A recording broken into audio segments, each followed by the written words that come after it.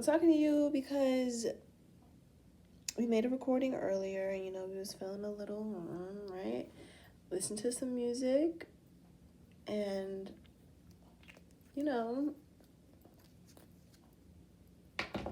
I like put my crown on, right? And I left out the house. And I saw so much, I learned so much. And I bought this and a couple more things. But basically, what I'm trying to say is like, you know how alive and happy you feel when you're dancing, when you're singing, when you're able to sit there and write music and it just motivates you to write more and you go past the time limit that you originally set. Like, you know what you're really passionate about. And that little thing called fear is exactly what it is. Little. It doesn't really exist. Just remember that you came here for this planet to do this. That's why you want to do it. That's why you spend so much time looking at it. And the fear thing is something that you learned. It's something that you can unlearn and that you can release. And this is me talking to you. Like, I think it's been like a kind of scrolling thing where we can see it, we can watch a video, we can see another person doing it, and it's like, okay, that's on the other side of a screen. And like, even this is me talking to you through a screen, but it's literally happening right now, just like you're watching this right now. So I need you to really just take a breath in, take a couple breaths, take a bath, meditate, really sit on it, and really just realize that all of the stuff that happened up until now was supposed to happen. All the people that you met, all the experiences, the ones that you think are good and the ones that you think are bad, all of that mixed together, and it was necessary to make you. Like, even if you were to like listen to some of the songs that you wrote, the shit is fucking amazing. And you really only get better at it. So it's like, why not share that? Like, you know that you're it. You know that you're an icon. You know that you're smart. You know that you're super creative. You're genius level. Like, you know that you're beautiful, that you're talented, that you're wise, that you're strong, you know, kind, sexy, heavily guided, resilient. I mean, you're literally an angel, you're an alien, you're a shaman. You're like so rare and special. And I could understand why you would feel a bit like scared to share that with the world, because there were times where you being special caused you to be, not caused you, but caused people to hate on you. They didn't like the fact that they could see how different and how amazing you are, and it made them feel something about themselves. So they tried to make you feel something different about yourself. But you were just shining and you were doing it so freely, free from fear, free from trying to come off like you're something that you really already are or that you've always been. And so I think you're realizing now, especially me, is like, us really is like, bitch, you've been it. You don't have to be anything else because you already are. You are always been, and you always will be. I mean, of course, like, we change and we evolve and we grow and we transmute and we transform. However, there's some things that just remain that you just can't copy. It's just us. And I just wanted to say, like, I keep looking at this notebook because I had no idea this was gonna come out of me today, but it came out of me, and I know that this will be very helpful. And sometimes you just have to let people create their own beds, and you have to just let them lie there. Doesn't mean you have to lie there with them. And if they don't understand you, if they want to commit themselves to a story that they made up about you, let them, because you know what you've done to get to this point. You know who you are now. You know how you feel, and you know that you have a good heart and you have good intentions. Yes, sometimes you can be in the wrong because sometimes you do let your ego get in the way, but you got the power of now. Read it, remember it, and as long as you're following that and you're keeping your heart pure, your intentions pure, you're talking to God, you're talking to your guides, you're really trying your best, then, like, you don't owe these people any explanation. They don't know, and they don't have to know. You can keep being silent, keep letting them think you're not doing anything, and just let that roll, because you know. And that is what needs to be the center is you. You. You. You. You. You. Nobody else. Not Elias, not mom, not no man, not no boy, not no homeless person, not no group, not no followers, not no drugs, not no sex, not nothing. You. Your health, your growth, your wisdom. You need to learn how to socialize. You need to learn how to, you need to get all of your P's and Q's right for presentation. Right now you've been in preparation. Right now we're trying to get you prepared for presentation. You need to really like perfect majesty, because majesty is going to be meeting a lot of people. Okay? So that's what you need to be focusing on right now. You know, how these people feel about you, how they think about you, like, babes, these people aren't even going to be in the next chapter of your life. You're already determined. Their disrespect has lost them their access to you. So, like, there's really no reason to go back and forth. There's no reason to, because it's like, okay, you already know. So there's no reason for you to be, like, upset about it, because you already been upset about it. You know, it's already been confirmed to you that these people, nope. Okay, you can still send them love. You can still be respectful and treat them how God would want you to treat them. But you also have to have your boundaries. You have to speak up for yourself as well. Okay? Okay? So, yeah. That's just something I had to talk about real quick for the 1-1. But after we got that out the way. Remember when I first met Michael and I made a little video and I was feeling like high up on my horse, that I was feeling really good about myself? Well, now I'm feeling really good about myself too. And I met another guy today. I was walking to the bus stop after spending like my last $20 on hair for my interview tomorrow. And this guy in this black, I think it was a Volkswagen, had like came up and was like lingering, I guess, trying to get me in the car to like, I guess, give me a ride or something. And I was like pretty privileged. But yeah, I ended up getting in the car. It was kind of awkward. I mean, was it awkward or was it just, that's not how I really feel. It wasn't awkward. It was just silences, you know, because I like to observe people. I'm just being honest. I was waiting for him to like talk, you know, but he was asking me questions. Anyway, he's much cuter than the other guy. The other guy had tattoos, but the face looks 40, and I'm just not attracted. Like, I'm not physically attracted to him. And he's more like a friend, you know, like I wouldn't see me like sliding my pussy on his dick, you know, but that's probably a bit R-rated. Anyway,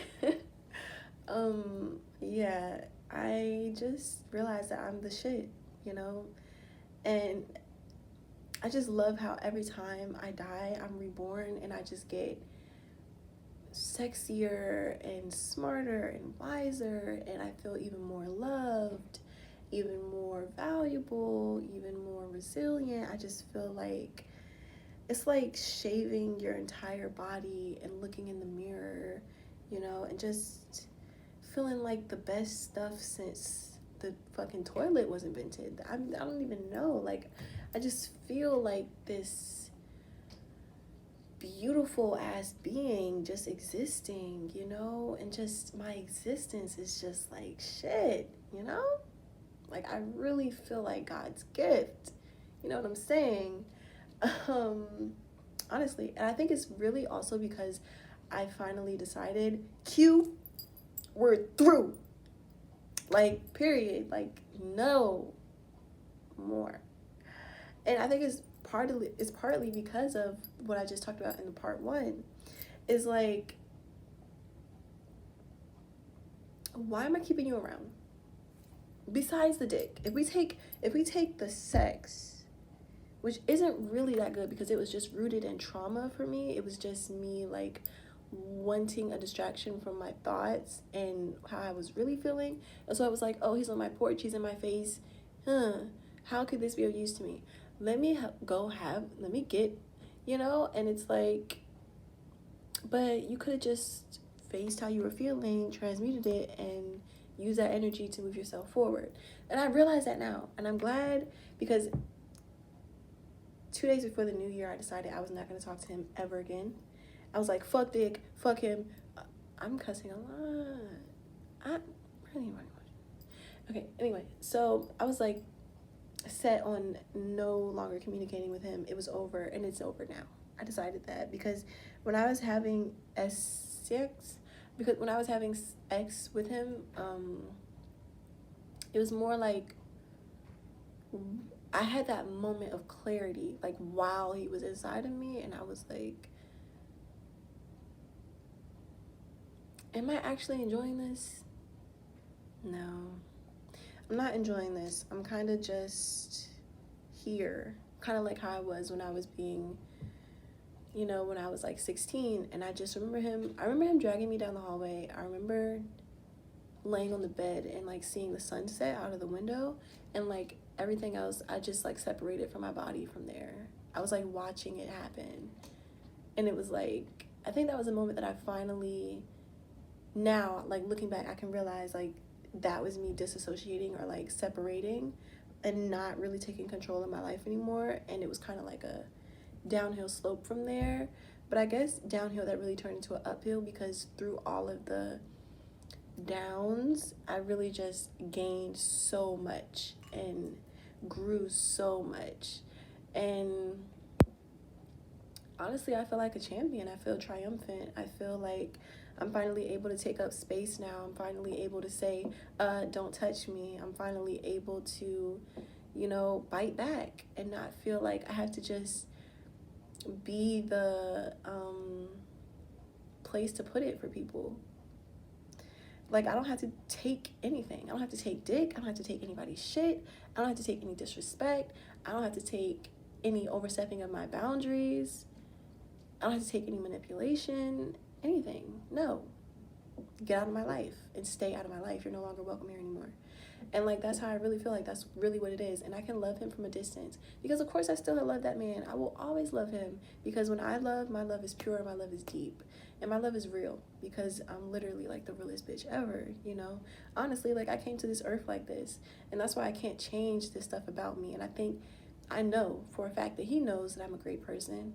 All of my exes know that I'm a great person. They all know that I'm rare. They all know they'll never be able to forget me, that I put a touch on their heart, and that they can't take it away. And I know that, which is why I'm able to just exist this way right now, because it's like, I finally know, like, nah, I'm really the shit, I'm really a big deal. And when the readings would tell me that, when the messages would tell me that, I would be like, nah, like, I can't let that's ego, but it's like, nah, for real, like, I'm really kind of a big deal, like,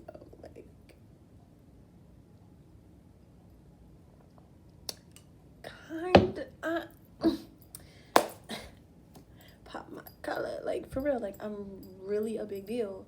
And not saying that I'm bigger than anybody, okay?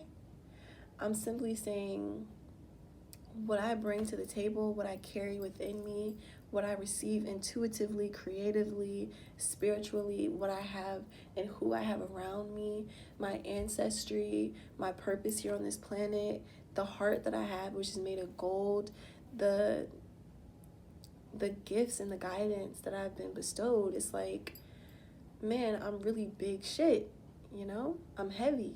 My energy is light, but it's heavy, And I'm just excited to like be traveling now and to be making this money. I got my new job, and my new car. I've just seen all the signs while I was over there at the bus stop today, and just realizing that my new car is now mine. Like, I just manifested it, and now it's mine.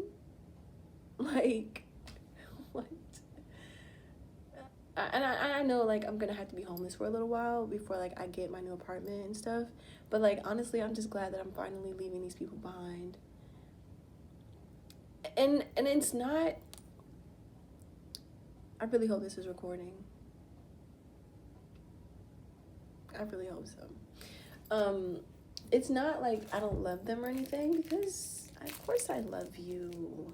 What? How could you say that? Of course I love you. I just don't love how you act. I don't love the unhealed version of you, because if you were healed and you were conscious, then we wouldn't have these problems. And I realized that I did years of work to get to this point. So now that I'm finally like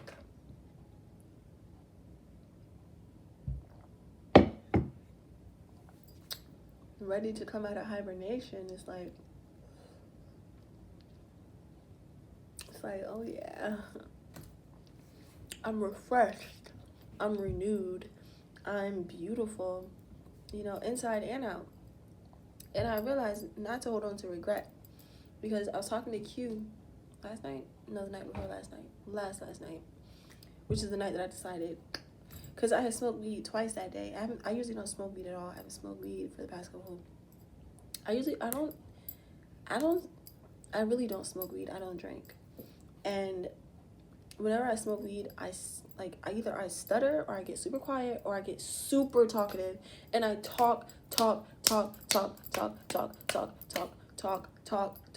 about anything, everything, running on, eyes wide, like, where even are you? Who are you? What is, like, it's not good. So I think I'm deciding I'm not gonna smoke weed anymore. Like, I know, like, at least not until I get the whole oversharing thing under control, because that shit is not cute. Or at least it doesn't go with the character that I want to be. I want to be the sensitive, like, seductive, like, mysterious, like, who's she? What is she thinking? But I can't wonder if I'm always talking. And when I'm sober, I'm like right now, I'm not high off anything. I haven't drinking anything. I haven't really eaten either. So it's like, well, I had a Whopper. I had a Whopper Jr. today. That shit was good.